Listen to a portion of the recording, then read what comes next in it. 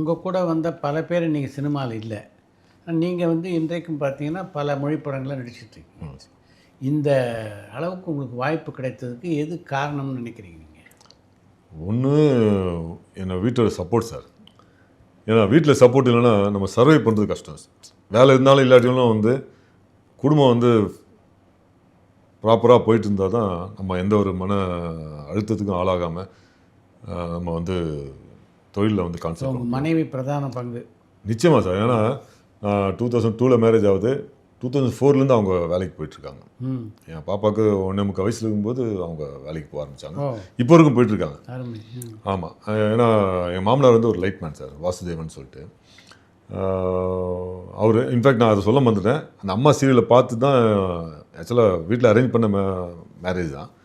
யார் மாப்பிள்ளை சினிமாவில் இருக்கிறான்னு சொன்னோன்னா, சினிமாவில் யார் இது அப்படின்னு கேட்டோன்னே, அந்த அம்மா சீரியலை பார்த்தீங்களே அவர் தான் அப்படின்னு.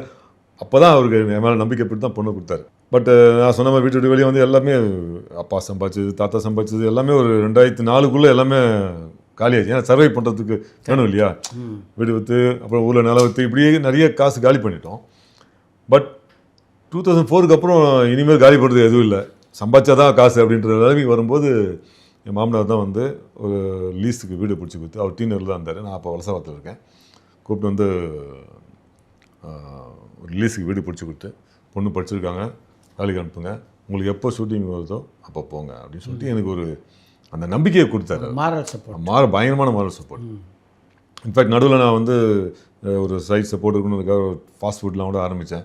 அதுவும் ஒரு 6 months டோட்டலாக வாஷ் அவுட் ஆகி அதையும் பெரிய நஷ்டம் ஆச்சு. ஸோ அதனால் இனிமேல் எதையும் பிஸ்னஸ்னு ஒன்று பண்ணக்கூடாது அப்படின்ற ஒரு முடிவுக்கு வந்து இங்கே வந்து செட்டில் ஆனேன் டீனரில். அதுக்கப்புறம் ஒய்ஃப் வந்து ஸ்டாண்டர்டாக ஒரு இன்கம் வர வச்சு அவங்க ஃபேமிலி ரன் பண்ணிட்டாங்க. நான் பாட்டுக்கு முயற்சி பண்ணிட்டு இருந்தேன். முயற்சி பண்ண ஆனால் கிடச்சிது. ரொம்ப வேணால் லேட்டாக, அதாவது இந்த படத்தை அப்படி எனக்கு கிடைச்ச வாய்ப்புகள் தான் இந்த வருஷ நாடெல்லாம் சொல்கிறேன் இல்லைங்களா. அதெல்லாம் வந்து அப்படி கான்ஃபிடண்ட்டாக 6 மாதம் ஒரு வருமானம் இல்லைன்னா எப்படி இருக்கும் ஒரு நடிகனுக்கு, ஒரு ஃபேமிலி ரன் பண்ண எவ்வளோ கஷ்டம். பட் அதுக்கெலாம் சப்போர்ட்டாக இருந்தது வீட்டில் தான். ஸோ அந்த சப்போர்ட் இருந்ததுனால தான் வந்து நான் இப்போவும் இன்னமும் இருக்கேன். இப்போவும் வந்து நம்ம அவங்களோட நிறைய சம்பாதிச்சாலும் திடீர்னு ஒரு மாதம் வேலை இல்லைன்னா அவங்களோட சப்போர்ட் தான் அங்கே பிரதானமாக இருக்கும். கரெக்ட். ஸோ அது வந்து எப்போவுமே அது எத்தனை பேருக்கு அது அமையும் தெரியல, எனக்கு அமைஞ்சது அது ஒரு காட்ஸ் கிஃப்ட்.